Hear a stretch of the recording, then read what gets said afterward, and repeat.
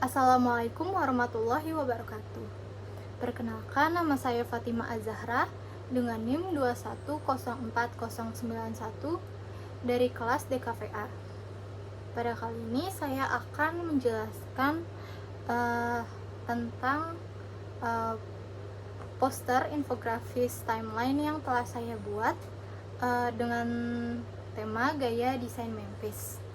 Tugas ini untuk memenuhi tugas akhir semester dari mata kuliah sejarah desain. Selanjutnya, sebelum saya masuk ke pembahasan tentang poster infografis yang telah saya buat, saya ingin menjelaskan dulu tentang apa itu poster infografis timeline. Poster infografis timeline merupakan media paling sederhana untuk menampilkan informasi dalam urutan kronologis, seperti peristiwa sejarah atau perkembangan ide dari waktu ke waktu secara runtut. Dengan menata informasi berdasarkan urutan waktu, mampu membuat orang lebih mudah dalam menangkap isi atau maksud dari informasi yang disajikan pada poster. Dengan metode pengurutan waktu juga menjadi ciri atau karakteristik dibandingkan dengan infografis biasa yang membuat orang lain lebih tertarik untuk membacanya. Kemudian masuk ke pembahasan dari poster infografis yang telah saya buat. Dapat dilihat ini bentuk dari poster yang telah saya buat dan akan saya bacakan isinya.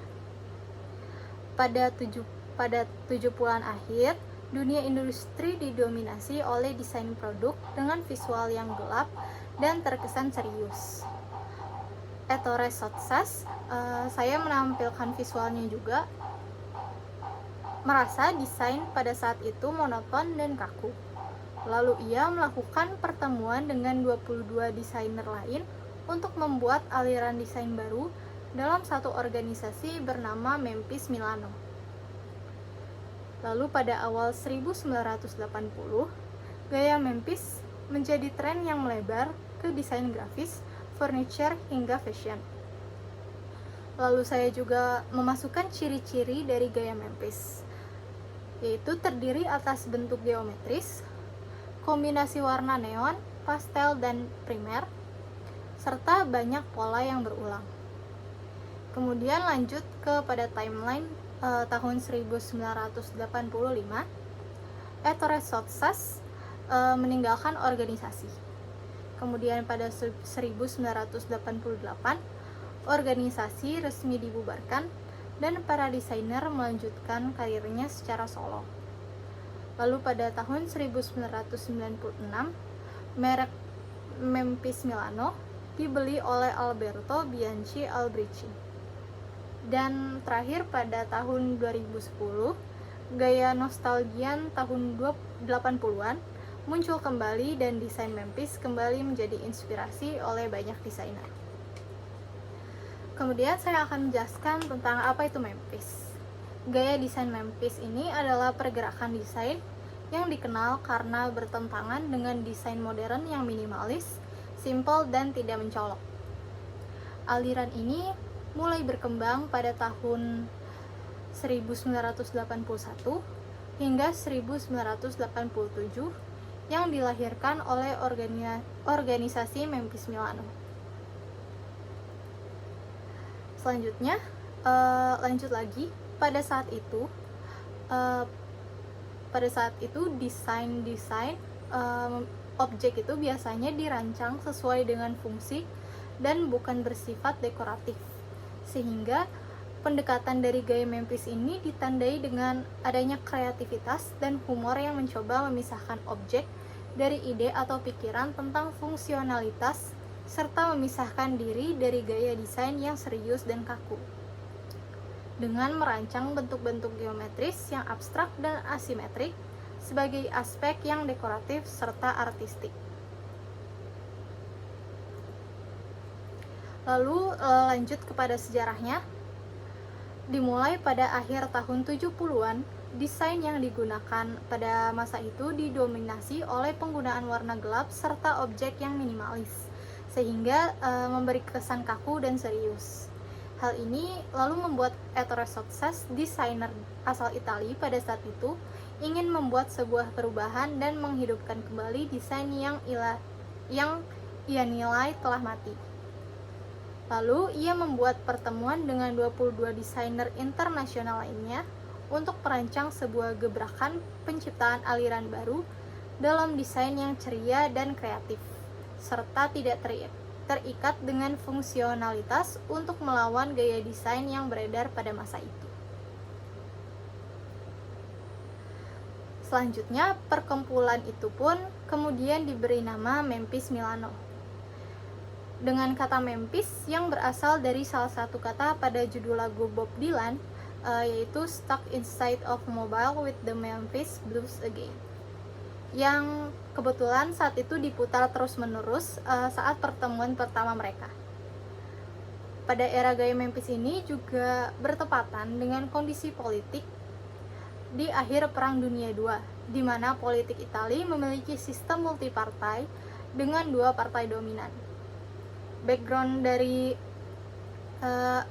politik pada masa ini menjadi salah satu pengaruh kenapa desain-desain sebelum adanya desain Memphis itu terkesan penuh dengan warna gelap dan kaku.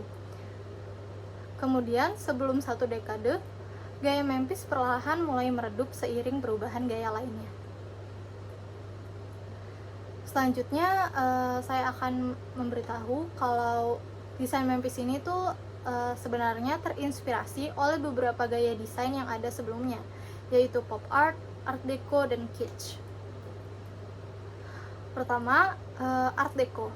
Art deco ini dikenal juga sebagai aliran khas dari Prancis, di mana dalam art deco gaya desain memiliki sifat yang dekoratif modern seperti kubisme, futurisme, dan konstruktivisme.